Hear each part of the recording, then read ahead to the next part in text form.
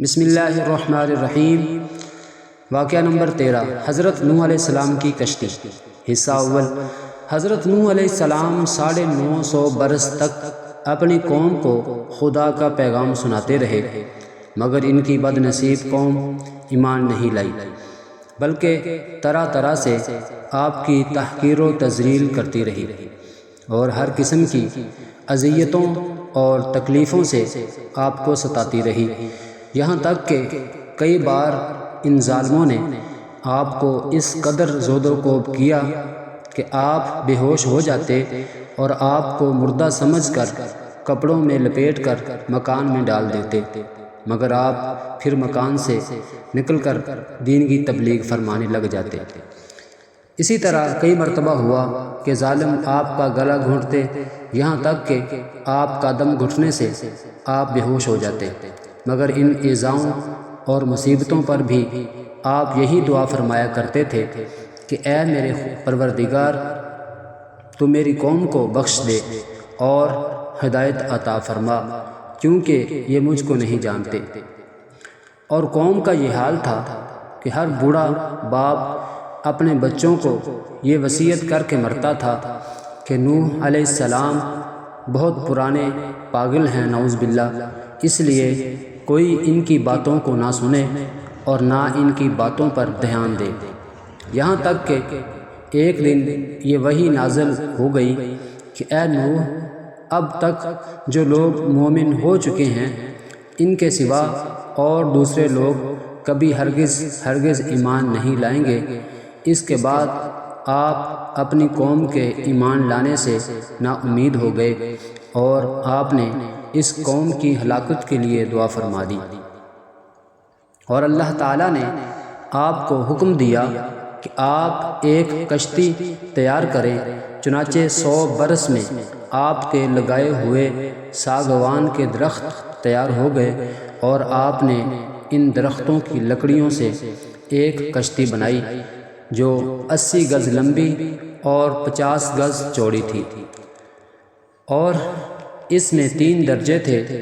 نچلے طبقے میں درندے، پرندے اور حشرات الارض وغیرہ تھے، اور درمیانی طبقے میں چوپائے وغیرہ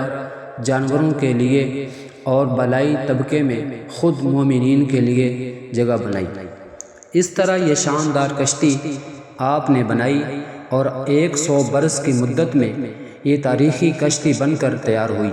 جو آپ کی اور مومنوں کی محنت اور کاریگری کا ثمر تھی، جنہوں نے بے پناہ محنت کر کے یہ کشتی بنائی تھی۔ جب آپ کشتی بنانے میں مصروف تھے تو آپ کی قوم آپ کا مذاق اڑاتی تھی۔ کوئی کہتا کہ اے نوح،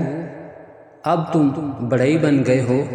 حالانکہ تم کہا کرتے تھے کہ میں خدا کا نبی ہوں۔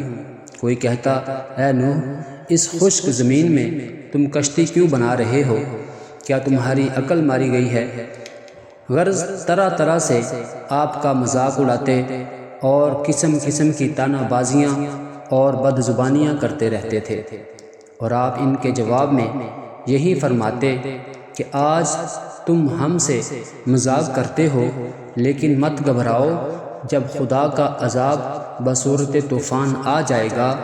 تو ہم تمہارا مذاق اڑائیں گے۔ جب طوفان آ گیا تو آپ نے کشتی میں درندوں، چرندوں اور پرندوں اور ہر قسم کے حشرات الارض کا ایک ایک جوڑا نر و مادہ سوار کرا دیا، اور خود آپ اور آپ کے تینوں فرزند یعنی حام، سام اور یافس، اور ان تینوں کی بیویاں اور آپ کی مومنہ بیوی اور 72 مومنین مرد عورت، کل 80 انسان کشتی میں سوار ہو گئے، اور آپ کی ایک بیوی وائلہ جو کافرہ تھی، اور آپ کا ایک بیٹا جس کا نام کنعان تھا، یہ دونوں کشتی میں سوار نہیں ہوئے اور طوفان میں غرق ہو گئے۔ روایت ہے کہ جب سانپ اور بچھو کشتی میں سوار ہونے لگے تو آپ نے ان دونوں کو روک دیا، تو ان دونوں نے کہا کہ اے اللہ کے نبی، آپ ہم دونوں کو سوار کر لیجئے، ہم عہد کرتے ہیں کہ جو شخص سلام علی نوح فی العالمین پڑھ لے گا ہم دونوں اس کو ضرر نہیں پہنچائیں گے۔ تو آپ نے ان دونوں کو بھی کشتی میں سوار کر لیا۔ طوفان میں کشتی والوں کے سوا ساری قوم اور کل مخلوق غرق ہو کر ہلاک ہو گئی، اور آپ کی کشتی جودی پہاڑی پر جا کر ٹھہر گئی۔ اور طوفان ختم ہونے کے بعد آپ مع کشتی والوں کے زمین پر اتر پڑے، اور آپ کی نسل میں بے پناہ برکت ہوئی کہ آپ کی اولاد تمام روئے زمین پر پھیل کر آباد ہو گئی۔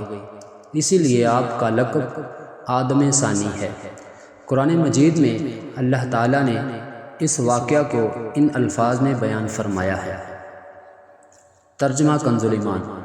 اور نوح کو وحی ہوئی کہ تمہاری قوم سے مسلمان نہ ہوں گے مگر جتنے ایمان لا چکے، تو غم نہ کھا اس پر جو وہ کرتے ہیں، اور کشتی بنا ہمارے سامنے اور ہمارے حکم سے، اور ظالموں کے بارے میں مجھ سے بات نہ کرنا، وہ ضرور ڈبائے جائیں گے۔ اور نوح کشتی بناتا ہے، اور جب اس کی قوم کے سردار اس پر گزرتے ہیں اس پر ہنستے ہیں، بولا اگر تم ہم پر ہنستے ہو تو ایک وقت آئے گا ہم تم پر ہنسیں گے جیسا تم ہنستے ہو، تو جان جاؤ گے کس پر آتا ہے وہ عذاب کہ اسے رسوا کرے، اور اترتا ہے وہ عذاب جو ہمیشہ رہے گا۔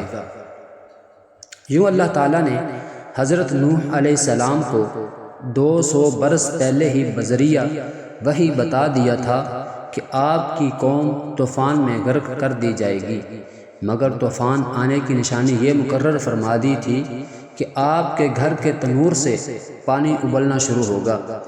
چنانچہ پتھر کے اس تنور سے ایک دن صبح کے وقت پانی ابلنا شروع ہو گیا، اور آپ نے کشتی پر جانوروں اور انسانوں کو سوار کرانا شروع کر دیا۔ پھر زوردار بارش ہونے لگی جو مسلسل 40 دن اور 40 رات موسلا دھار برستی رہی، اور زمین بھی جا بجا شک ہو گئی اور پانی کے چشمے پھوٹ کر بہنے لگے۔ اس طرح بارش اور زمین سے نکلنے والے پانیوں سے ایسا طوفان آ گیا کہ 40 گز اونچے پہاڑوں کی چوٹیاں ڈوب گئیں۔ قرآن پاک میں ارشاد فرمایا، ترجمہ کنز ایمان، یہاں تک کہ جب ہمارا حکم آیا اور تنور ابلا، ہم نے فرمایا کشتی میں سوار کر لے، ہر جنس میں سے ایک جوڑا نر و مادہ، اور جن پر بات پڑ چکی ہے ان کے سوا اپنے گھر والوں اور باقی مسلمانوں کو، اور